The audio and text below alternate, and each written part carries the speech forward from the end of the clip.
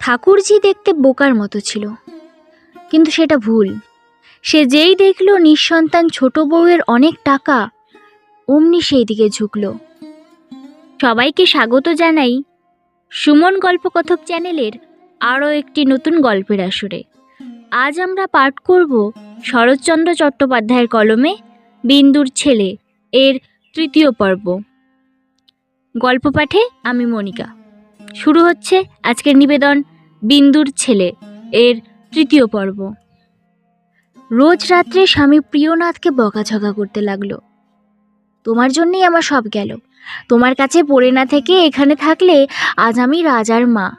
আমার সোনার চাঁদ ছেলে ফেলে কি আর কালো ভূতের মতো ছেলেটাকে ছোট বউ। এলোকেশি ছোট বউকে এরপর থেকে বেশ তেল দিয়ে চলতে লাগলো। কখনো তার চুলের প্রশংসা করে তো কখনো তার রূপের। অন্নপূর্ণার কাছে এলোকেশি বলে যে সে তার চুল বাঁধতে চাইছে, কিন্তু বিন্দু শুনছে না। অন্নপূর্ণা সমস্ত ব্যাপারটা বুঝলেন। ফিরে দাঁড়িয়ে বললেন, আমি কত বলেছি ঠাকুরজি, ওকে বলা মিছে। অত চুল বাঁধবে না, অত কাপড় গয়না তা পরবে না, অত রূপ তা একবার চেয়ে দেখবে না। ওর সব সৃষ্টি ছাড়া মতিবুদ্ধি। ছেলেও হচ্ছে তেমনি। সেদিন বলে জামা কাপড় পরে কি হয়, ছোট মারও তো অত আছে, পরে কি? বিন্দু সগর্বে মুখ তুলে বলে, তবে দেখো দিদি, ছেলেকে 10-এর একজন করে তুলতে মায়ের এরকম সৃষ্টি ছাড়া মতিবুদ্ধি দরকার কিনা। একদিন দেখবে দেশের লোক বলবে ওই অমূল্যর মা। বলতে বলতে বিন্দুর চোখ দুটো জলে ভরে উঠল। অন্নপূর্ণা বললেন, ভগবান তোর মনোবাঞ্ছা পূর্ণ করুন। ওই একটি আশা নিয়েই আমি বেঁচে আছি দিদি। বাপরে, ও আশায় যদি কোনোদিন বাধা পড়ে তো আমি পাগল হয়ে যাব। অন্নপূর্ণা স্পষ্ট উপলব্ধি করলেন যে বিন্দু অমূল্য সম্পর্কে কতখানি সতর্ক, কতখানি সজাগ। বিন্দুর প্রতি তার শ্রদ্ধা আরও বেড়ে গেল। 5-6 দিন পরে যাদবের চুল দাড়ি কেটে বাড়ির পুরনো নাপিতকে ওপর থেকে নামতে দেখে অমূল্য তার সামনে এসে বলে, কৈলাসদা, নরেনদার মতো চুল ছাড়তে পারো? সে কীরকম দাদাবাবু? অমূল্য নিজের মাথার নানা জায়গায় হাত দেখিয়ে বলল, দেখো, এইখানে 12 আনা, এইখানে 6 আনা, আর এইখানে 2 আনা, আর এই ঘাড়ের কাছে একেবারে ছোট ছোট। পারবে ছাড়তে? নাপিত হেসে বলল, না দাদা, ও আমার বাবা এলেও পারবে না। তাছাড়া ছোট মা হুকুম না দিলে তো ছাড়তে পারি না দাদা। অমূল্য বলল, আচ্ছা দাঁড়াও, আমি জেনে আসি। বলে এক পা গিয়ে আবার ফিরে এসে কৈলাসের ছাতাটা নিয়ে গেল, যাতে সে পালিয়ে না যায়। অমূল্যর ফরমাস শুনে বিন্দু নাপিতকে চোখ টিপে দিল। সে সমস্ত চুল সমান করে কেটে দিল। অমূল্য মাথায় হাত বুলিয়ে খুশি হয়ে বলল, এই ঠিক হয়েছে। বলে সে লাফাতে লাফাতে চলে গেল।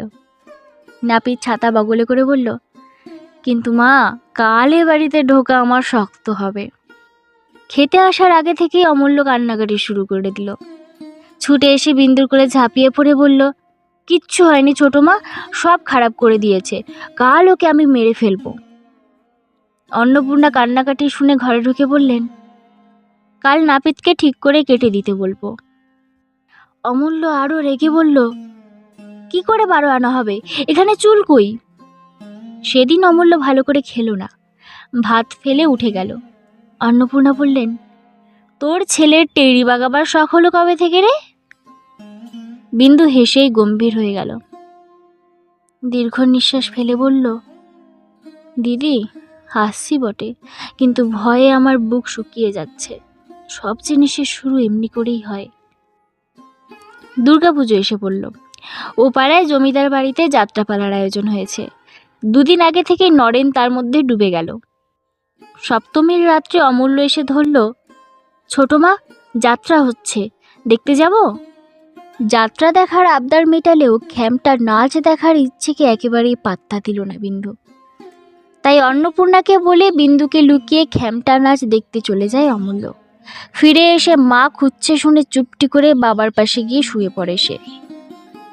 বিন্দু ডাকাডাকি করছে শুনে যাদব অমূল্যকে সঙ্গে করে বিন্দুর ঘরের সামনে দাঁড়িয়ে বলেন, এইবারটি মাপ করো মা, ও বলেছে আর করবে না।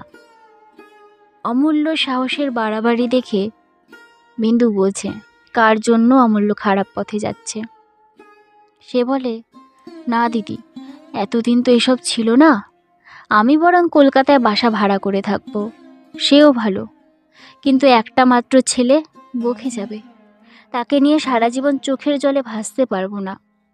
বড় খারাপ ছিল ওই নরেন। কেন, কি করলো নরেন?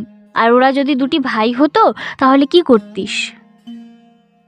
তাহলে চাকর দিয়ে হাত পা বেঁধে জল বিছুটি দিয়ে বাড়ি থেকে দূর করে দিতাম। যদি দিয়ে কোনো কাজ হয় না দিদি, ওদের তুমি ছাড়ো। অন্নপূর্ণা মনে মনে বিরক্ত হলেন, বললেন, ছাড়া না ছাড়া কি আর আমার হাতে? ওদের যে এনেছে তাকে বলকে। বিন্দু বুঝল বড়ঠাকুরকে কথা বললে তিনি রাগ করবেন, তাই রাগ করে সে ভাত না খেয়ে উঠে গেল।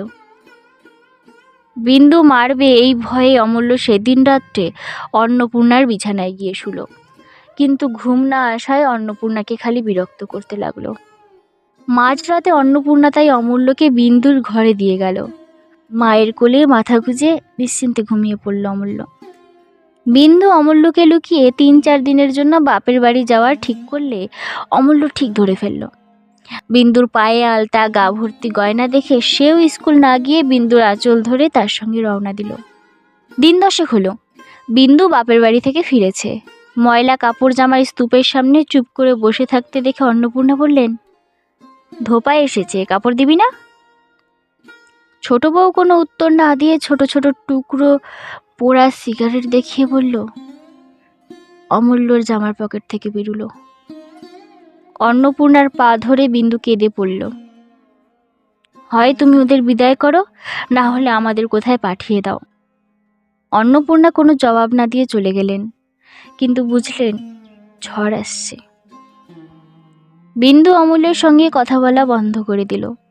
একটু ফাঁকা দেখে অন্নপূর্ণা বিন্দুর হাত দুটো ধরে বললেন, তোরই তো ছেলে, এইবারটি মাপ কর, বরং আড়ালে ডেকে ধমক দে। ও আমার ছেলে নয়, সে কথা তুমিও জানো, আমিও জানি। শুধু শুধু কথা বাড়িয়ে লাভ কি দিদি, আমাকে রেহাই দাও। রাত্রে অমূল্য কাঁদো কাঁদো ভাবে অন্নপূর্ণার কাছে শুতে গেলে তিনি বললেন, যা বলছি। অমূল্য কথা না বলে চলে গেল। পরদিন সকালে কদম রান্নাঘরে বাসন তুলতে এসে দেখল বারান্দার কাঠঘুটের ওপর অমূল্য শুয়ে রয়েছে। সে ছুটে গিয়ে বিন্দুকে খবর দিল। বিন্দু বড় বউকে দু কথা শুনিয়ে অমূল্যকে কোলে তুলে দেখল তার জ্বর হয়েছে। কার্তিক মাসের ঠান্ডায় সারা রাত পড়ে রয়েছে, জ্বর তো হবেই বলে সে অমূল্যকে নিয়ে ঘরে চলে গেল। সেই দিন থেকে বিন্দু অন্নপূর্ণার সঙ্গে কথা বলা বন্ধ করে দিল। সন্ধেবেলা মাস্টার পড়াতে আসলে বিন্দু তার কাছে অমূল্য সম্পর্কে খোঁজ খবর করতে গিয়ে জানতে পারে কয়েকদিন আগে অমূল্য, নরেন ও আরও 4-5টা ছেলে মিলে স্কুলের পথে এক উড়েমালির বাগানে ঢুকে তার অসময়ের আম পেড়ে গাছ ভেঙে তাকে মারধর করে এক কাণ্ড করেছে। উড়েমালি হেডমাস্টার মশাইকে নালিশ করাতে তিনি 10 টাকা জরিমানা করিয়ে তাকে শান্ত করেছেন। হতবাক হয়ে বিন্দু ভাবতে থাকে, তাকে না জানিয়ে অমূল্যর হাতে টাকা দেয়, এত সাহস কার এ বাড়িতে?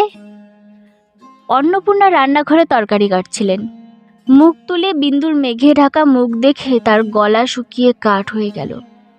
দিদি, এর মধ্যে অমূল্যকে টাকা দিয়েছ? অন্নপূর্ণা যা ভয় করেছিলেন তাই হলো। অন্নপূর্ণা সত্যি কথা স্বীকার করে বললেন, এইবারটি মাপ করবন, আর হবে না। আজ থেকে চিরকালের জন্য মাপ করলাম, আর কথা বলবো না। এমনি করে চোখের সামনে ছেলেটা একটু একটু করে উচ্ছন্নে যাবে, সহ্য করতে পারবো না। বিন্দুর বাক্যবাণ চলতে লাগলো। অন্নপূর্ণা চুপচাপ শুনছিলেন। বাড়ির চাকর বাকর দাসদাসীরা সব আড়াল থেকে শুনছিল। তার আর সহ্য হলো না। নিজের ছেলেকে 2 টাকা দিয়েছি, এই তো অপরাধ? তাই বা দেবে কেন? নষ্ট করবার মতো টাকা আসে কোত্থেকে? টাকা তুই নষ্ট করিস না, আমি করি আমার টাকা, তুমি নষ্ট করো কার টাকা শুনি? কার রোজগারে খাচ্ছ পড়ছো সেটা জানো না? বলেই বিন্দু চুপ করে গেল। অন্নপূর্ণার মুখ সাদা হয়ে গেল অপমানে।